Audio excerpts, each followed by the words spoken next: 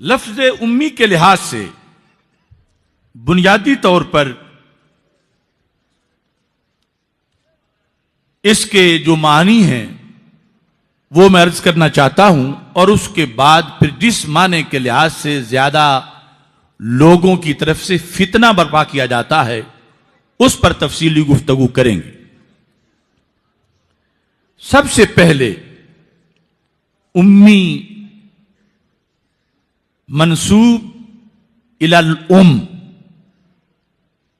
امی اس کو کہا جاتا ہے کہ جو یعنی ماں کی طرف منسوب ہے۔ مطلب کیا؟ جیسے وہ شکم مادر سے باہر آیا تھا تو لا یقرأ ولا یکتب، اس وقت نہ پڑھتا تھا نہ لکھتا تھا۔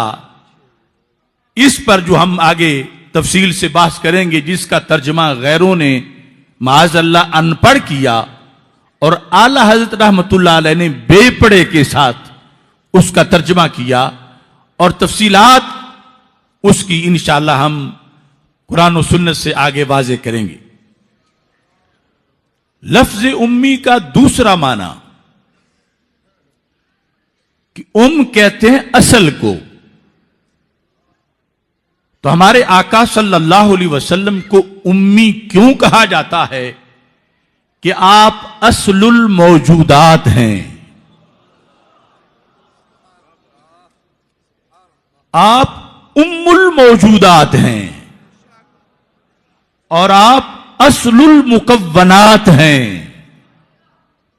اے کہ پرتو تیرے ہاتھ کا مہتاب کا نور، چاند بھی چاند بنا پا کے اشارہ تیرا، چشم ہستی صفت دیدہ آما ہوتی، دیدہ کن میں گر نور نہ ہوتا تیرا۔ اس پر روح البیان کے اندر تفصیلاً بحث کی گئی، اور وہ جو ساری احادیث ہیں، اول ما خلق اللہ نوری، کہ سب سے پہلے رب ذوالجلال نے میرے نور کو پیدا کیا، فرمان رسول صلی اللہ علیہ وسلم، اور لولا کا لما خلقت الافلاق، محبوب آپ کو بھیجنا نہ ہوتا تو ہم افلاق کو پیدا نہ کرتے، ہم دنیا کو پیدا نہ کرتے۔ تو اس بنیاد پر امی کا معنی ہے وہ جو پوری کائنات اور موجودات کی اصل حیثیت، جہاں سے سب کو نور کی تقسیم سے جھلک ملی، کہ سب سے پہلے ہمارے آقا صلی اللہ علیہ وسلم کے نور مبارک کو پیدا کیا گیا، جس طرح حدیث نور جو مصنف عبد الرزاق کے اندر موجود ہے، اس میں تفصیل ہے کہ پھر اسی نور سے لے کے سب روشنی اس بزم کونین کو پھر سجایا گیا۔ تو یہ دوسرا مطلب ہے امی کا۔ تیسرا مطلب منسوب الی ام القرى، ام القرى مکہ مکرمہ کو کہا جاتا ہے، اور وہ بھی چونکہ سب سے پہلے اس جگہ کی زمین پیدا ہوئی اور پھر اسے پھیلا کے ساری زمین کو بنایا گیا، تو ہمارے آقا صلی اللہ علیہ وسلم کی ظاہری حیات کیا زیادہ حصہ اس شہر میں گزرا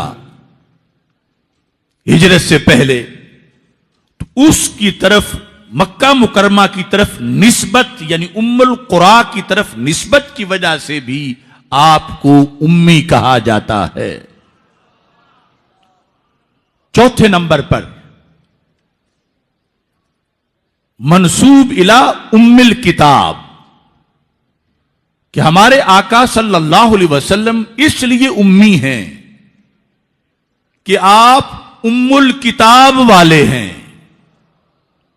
ام الکتاب میں پھر دو احتمال ہیں، فاتحہ شریف کو بھی ام الکتاب کہا جاتا ہے، اور لوح محفوظ کو بھی ام الکتاب کہا جاتا ہے۔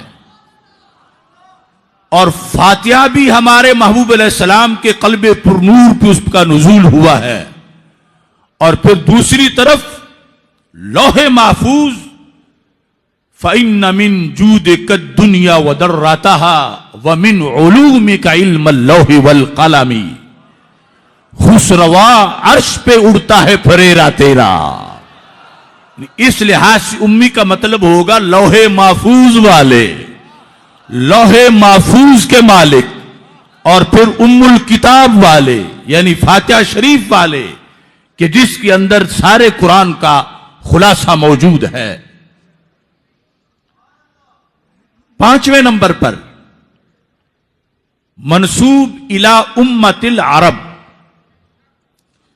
امت عرب کی طرف، چونکہ اللہ نے آپ کو عجم میں نہیں عرب میں پیدا کیا، اور عرب کی ایک خاص فضیلت ہے. تو امت عرب اس لفظ امت کی طرف منسوب ہونے کی وجہ سے اور نسبت میں پھر تا گر جاتا ہے، آپ کو اس بنیاد پر بھی امی کہا جاتا ہے. اور 6 نمبر پر جو یہ لفظ امت ہے، مثلا ہم امت مصطفیٰ صلی اللہ علیہ وسلم ہیں، اس لفظ امت کی طرف نسبت کی بنیاد پر امت والے، بڑی غور طلب بات ہے. ویسے تو سارے نبی ہی امت والے ہیں، لیکن جب مطلقاً یہ بولا جاتا ہے تو اس میں مطلب ہوتا ہے بڑی امت والے. بلا تشبیہ و تمثیل وہ ایک صحابی تھے تو ان کو ذوالیدین کہا جاتا تھا، ہاتھوں والے. تو ہاتھ تو سب کے ہی ہوتے ہیں، لیکن چونکہ ان کے بڑے تھے اس واسطے ان کو یہ اس بڑائی کی طرف نسبت کرنے کے لیے ذوالیدین کہا جاتا تھا. تو ہمارے آقا صلی اللہ علیہ وسلم اگرچہ ہر نبی کی ہی امت ہے اور وہ امت والے ہیں، لیکن سارے انبیاء علیہ السلام کی امتیں ایک طرف اور قیامت کے دن ہمارے محبوب علیہ السلام کی امت ایک طرف.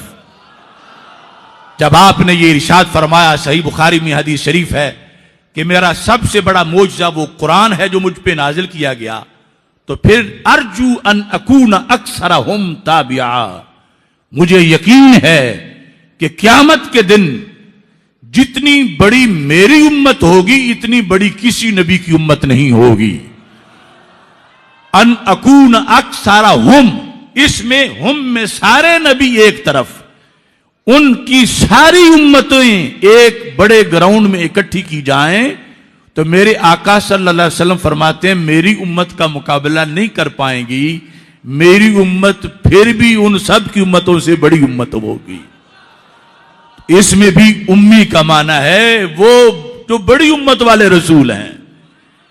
اس بنیاد پر آگے میں وہ حوالہ جات ذکر کروں گا کہ لفظ امی صرف شرف ہی نہیں، صرف معجزہ ہی نہیں، بلکہ وہ شرف اور وہ معجزہ ہے جو اللہ نے نبیوں میں سوائے آپ کے کسی کو عطا نہیں کیا.